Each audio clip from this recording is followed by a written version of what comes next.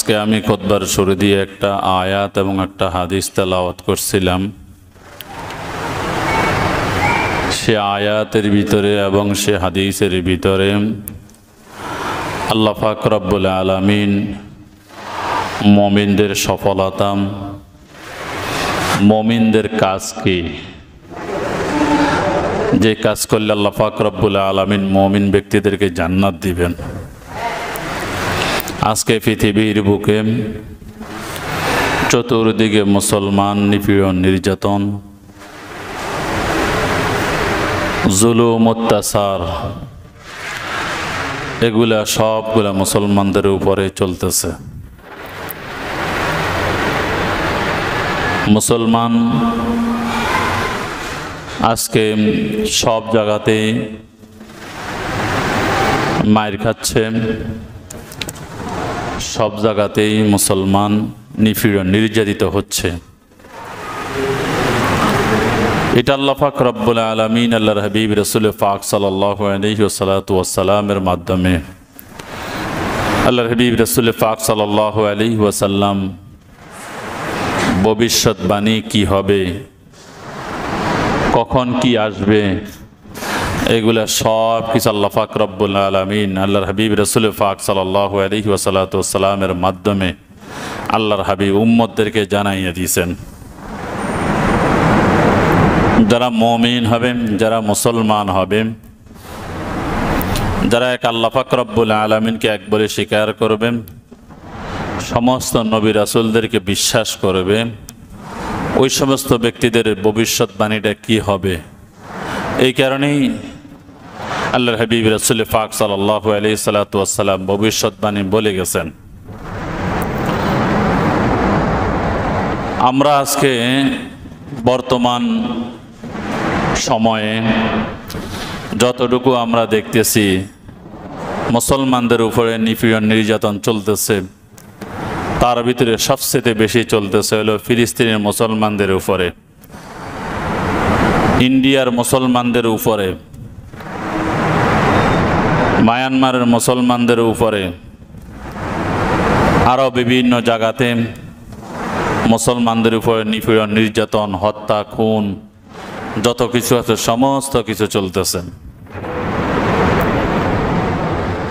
আল্লাহর হাবিব রাসূল পাক সাল্লাল্লাহু আলাইহি ওয়াসাল্লাম এক হাদিসের মধ্যে বলছিলেন, সাহাবায়ে কেরামদেরকে লক্ষ্য করে বলছিল যে এমন একটা সময় আসবে যেই সময়টার মধ্যে মানুষ যেরকমভাবে একটা প্লেটের মধ্যে, একটা পাত্রের মধ্যে খানা খাইতে বসে, আর ওই খাওয়ার প্লেটের মধ্যে মানুষ যেরকমভাবে চতুর্দিক থেকে খাওয়ার জন্য জমায়েত হয়ে যায়, একত্রিত হয়ে যায়, তদ্রূপভাবে মুসলমানদেরকে শেষ করার জন্য, মুসলমানদের উপরে নিপীড়ন, নির্যাতন চালানোর জন্য এমন একটা সময় আসবে যে সময়টুকে বেদিন, যারা কাফের মুশরিক বেদিন যারা আছে, তারা সকলেই একত্রিত হয়ে যাবে। একত্রিত হয়ে তারা সকলেই মুসলমানদের উপরে নিপীড়ন, নির্যাতন চালাবে, মুসলমানদেরকে হত্যা করবে। একজন সাহাবী আল্লাহর হাবিব রাসূল পাক সাল্লাল্লাহু আলাইহি ওয়াসাল্লামকে জিজ্ঞাসা করছে, ইয়া রাসূলুল্লাহ, সেই সময়তে মুসলমানদের উপরে কাফের মুশরিক বেদিনরা জুলুম, নিপীড়ন, নির্যাতন চালাবে, ওই সময়তে কি মুসলমানদের সংখ্যা কি কম থাকার কারণেই হবে না বেশি থাকার কারণে হবে? আল্লাহর হাবিব রাসূল পাক সাল্লাল্লাহু আলাইহি ওয়াসাল্লাম বলছেন, ওই সময় মুসলমানদের সংখ্যা কম থাকার কারণে নয়, বরঞ্চ ওই সময়ে থাকবে মুসলমানদের সংখ্যা অনেক প্রচুর বেশি থাকবে, কিন্তু মুসলমানদের ঈমান এবং আমল, মুসলমানদের রক্ত, মুসলমানদের লাশ যেরকমভাবে স্রোতের মধ্যে যেরকমভাবে খড়কুটা পড়লে যেরকমভাবে বাসায় নিয়ে যায়, তদ্রূপভাবে ওই সময় মুসলমানদের ঈমান এবং আমল, মুসলমানদের লাশগুলা ওই পানির উপরে খড়কুটা যেরকম ভাবে স্রোতে টেনে নিয়ে যায়, তদ্রূপভাবে কাফের মুশরিকরা মুসলমানদের এরকম ভাবে হত্যা করবে, মুসলমানদের উপর খুন খারাপি, নিপীড়ন, নির্যাতন এইভাবেই চালাবে।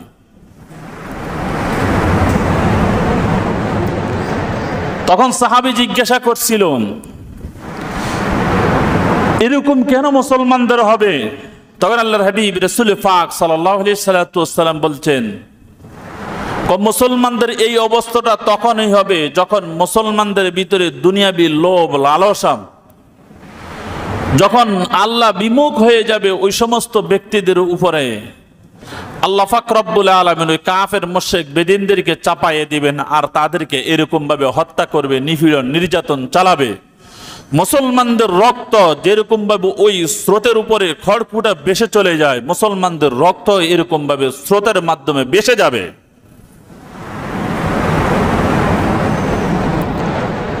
আর সেই সময়টুকু এখন আপনি দেখেন, বিশ্বের মধ্যে 800 কোটির উপরে মানুষ আছে, 800 কোটির উপরে মানুষ আছে পৃথিবীর বুকে। তার মধ্যে মুসলমান হলো 200 কোটির উপরে। পুরা বিশ্বের মধ্যে মুসলমানদের সংখ্যা 200 কোটির উপরে।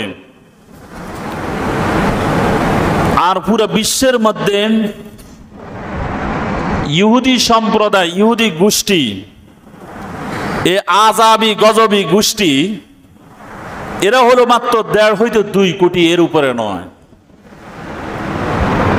সর্বোচ্চ 1.5 হইতে 2 কোটি হবে, এর উপরে হবে না।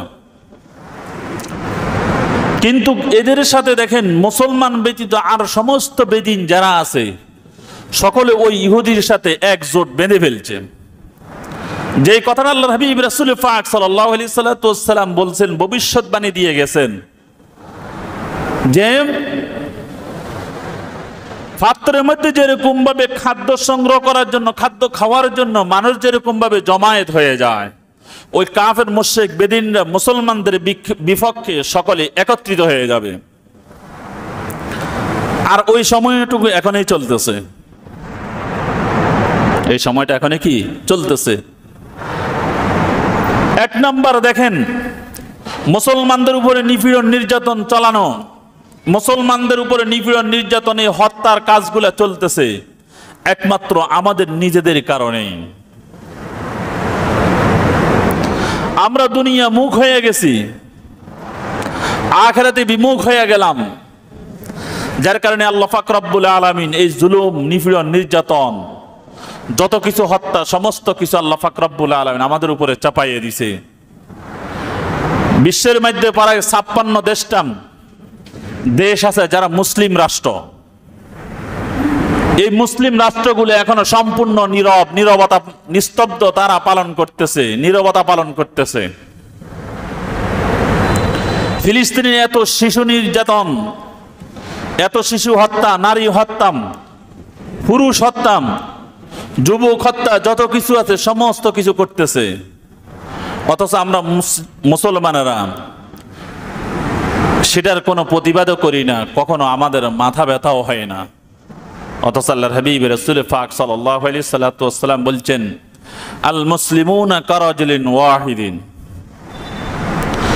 সমস্ত মুসলমানে এক, সমস্ত মুসলমানদের দেহ এক, সমস্ত মুসলমানদের রক্ত এক, মুসলমানদের সকল মুসলমানদের অঙ্গ প্রত্যঙ্গ এক।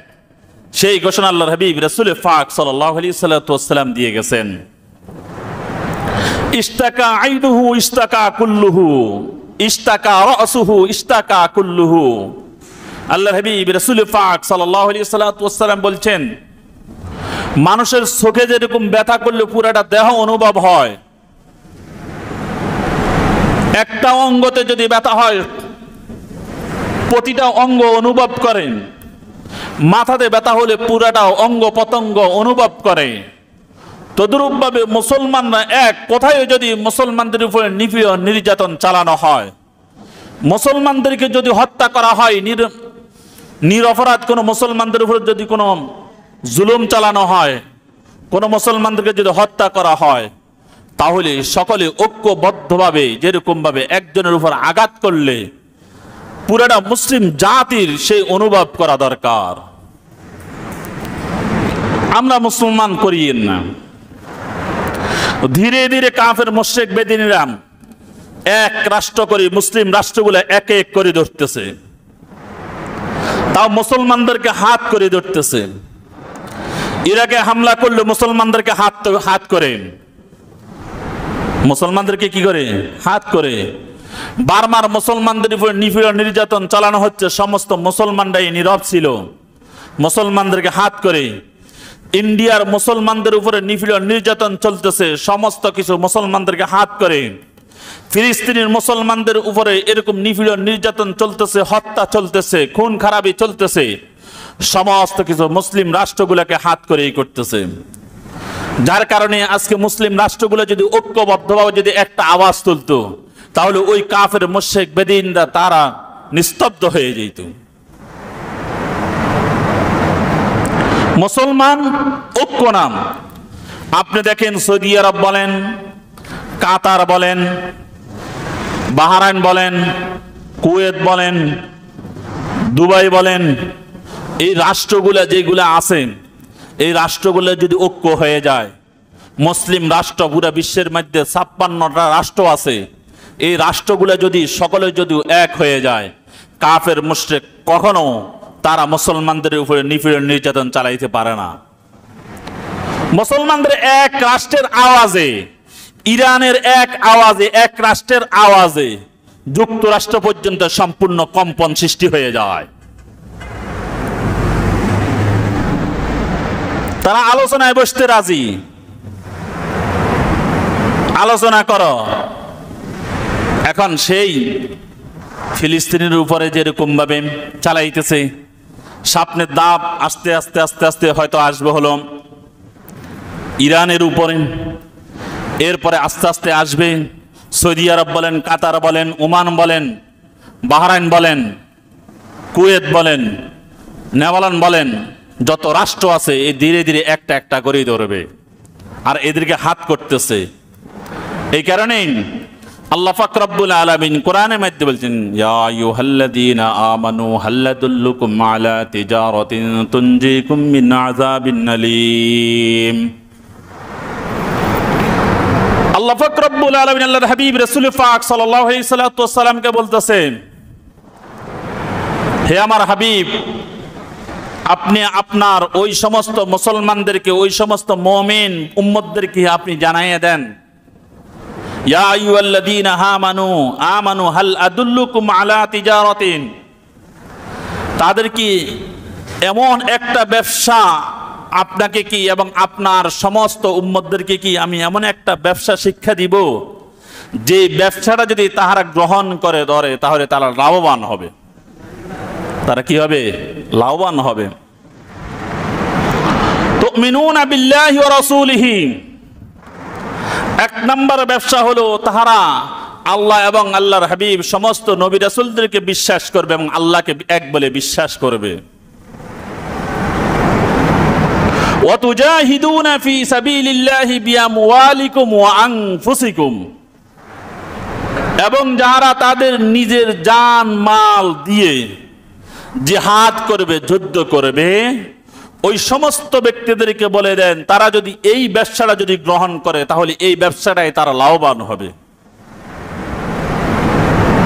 এই ব্যবসায় তারা কি হবে? লাভবান হবে। লাভবান কি? ইয়াগফির লাকুম যুনুবাকুম, আল্লাহ পাক রব্বুল আলামিন তাদের সমস্ত গুনাহ খাতা ক্ষমা করে দিবে।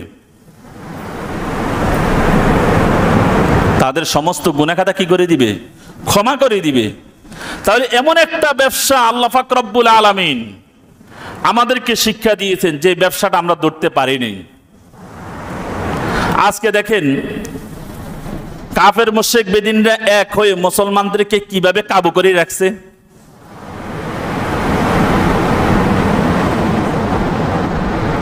একটা হলো আল্লাহর হাবিব রাসূল পাক সাল্লাল্লাহু আলাইহি সাল্লাম বলছেন,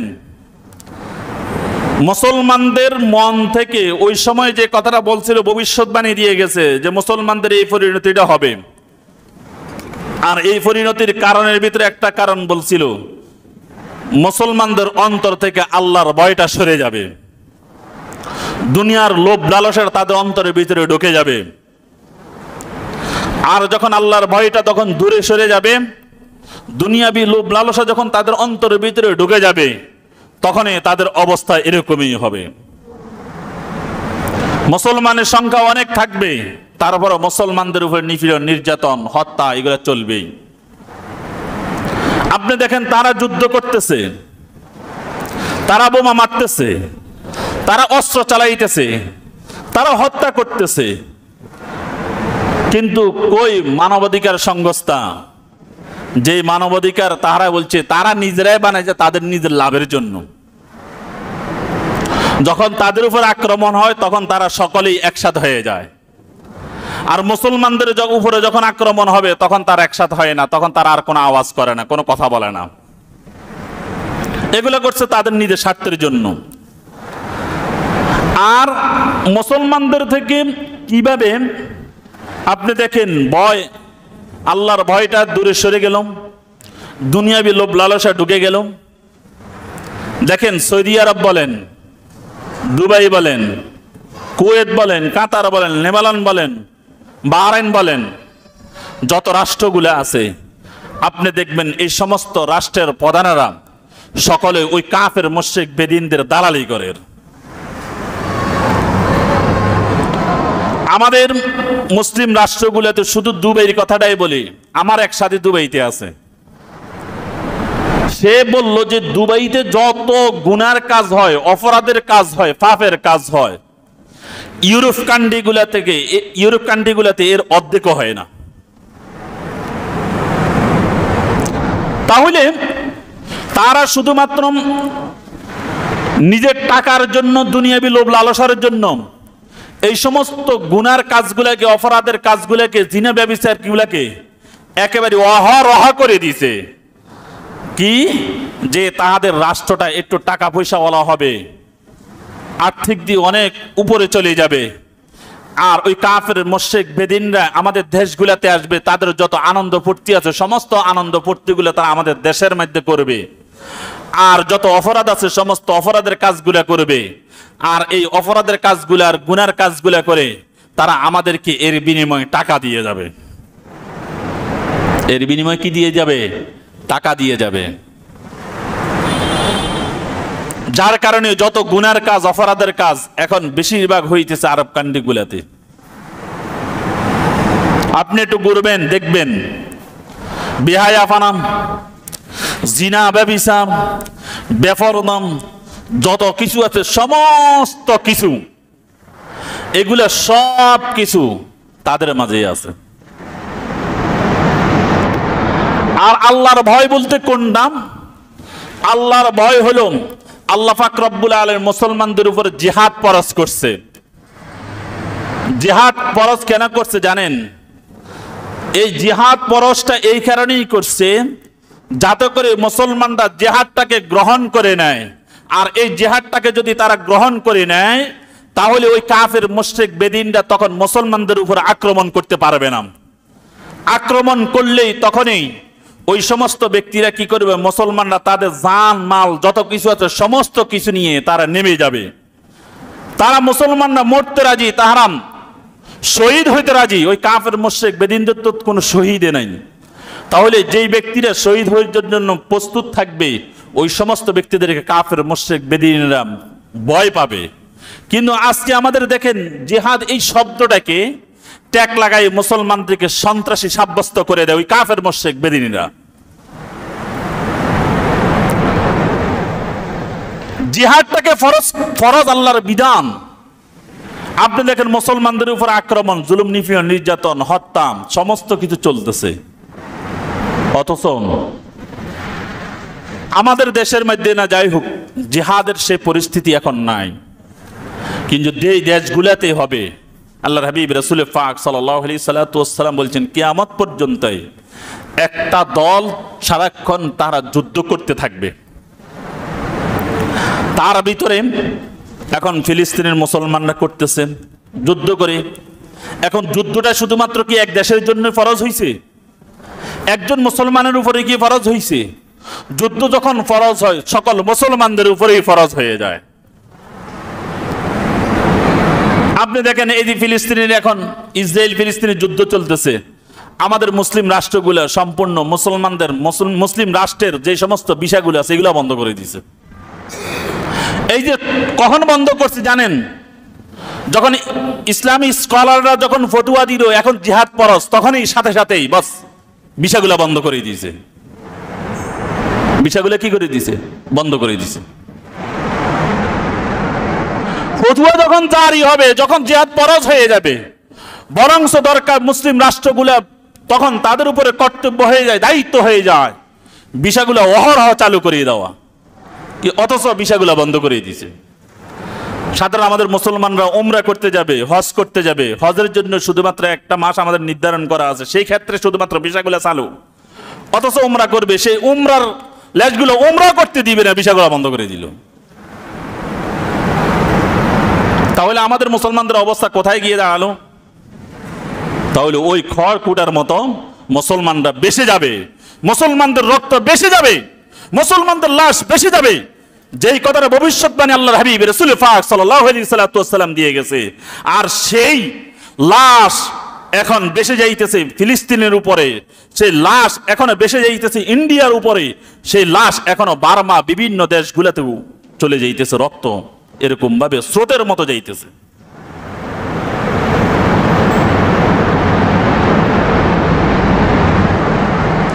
এখন মুসলমানরা নীরব, নিস্তব্ধ। হ্যাঁ, এখন আমাদের করণীয় কি? আমরা সেখানে যাইতে পারবো না। এখন আমাদের কর্তব্যটা কি? আমাদের কর্তব্য হলো, দায়িত্ব হলো ওই ইহুদি জাতি কাফের মুশরিক বেদিনদের যে পণ্যগুলো আছে ওই পণ্যগুলোকে বয়কট করা, ওইগুলো ক্রয় না করা। আপনি দেখবেন আমাদের বাংলাদেশের মধ্যে ইসরায়েলের যে পণ্যগুলো আমরা দেখবেন শার্টগুলোতে আছে, যে আকারে মুসলমান ক্রয় করে আমাদের দেশীয় পণ্যগুলো এইভাবে ক্রয় করে না। আমাদের দেশীয় পণ্যগুলো এইভাবে কি করে না? ক্রয় করে না। তাহলে এই ক্রয় করার কারণে দেখা যায় যে টাকাগুলো কোথায় চলে যাইতেছে? তাদের দেশে চলে যায়। আর তারা অস্ত্র কিনে, অস্ত্র ব্যবহার করে কার উপরে? আমাদের মতো মুসলমানদের উপরে। দেখ আল্লাহ পাক রব্বুল আলামিন আমাদের সকলকে ঈমান মজবুত করে আমরা সকল আল্লাহর হাবিব রাসূল পাক সাল্লাল্লাহু আলাইহি সাল্লাম যে বলছেন সকল মুসলমান একই দেহের মতো, আমরা একই দেহের মতো যাতে করে থাকতে পারি। ওই কাফের মুশরিক বেদিনদের সাথে যে মুসলমানগুলো এখনো দালালি করতেছে, আল্লাহ পাক রব্বুল আলামিন তাদেরকে হেদায়েত দান করুক, মুসলমানদের পক্ষে দাঁড়ানো তৌফিক দান করুক। আমাদেরকে মুসলমানদের জন্য আমাদের কর্তব্য হবে তাদের জন্য দোয়া করা, যদি পারি কোনো মাধ্যমে তাদের জন্য সহযোগিতা করা, সহযোগিতা পাঠানো, এটা আমাদের মুসলমানদের কর্তব্য। তো যাই হোক, জায়গায় জায়গায় প্রতিবাদ, আরেকটা হলো প্রতিবাদ করা, মিডিয়াতে প্রচার করা যে আমরা যে সমস্ত মুসলমান ব্যক্তিদের উপরে এরকমভাবে হত্যাযজ্ঞ চলতেছে, নিরপরাধ শিশুদেরকে হত্যা করতেছে, নারীদেরকে হত্যা করতেছে, এর প্রতিবাদ যে কোনো মাধ্যমে জানানো, রাষ্ট্রীয়ভাবে হোক, যে কোনো মাধ্যমে, সামাজিক যোগাযোগ হোক, মিডিয়ার মাধ্যমে হোক, যেভাবে হোক করার দরকার। আল্লাহ পাক রব্বুল আলামিন আমাদের সকলকে সেই তৌফিক দান করুক।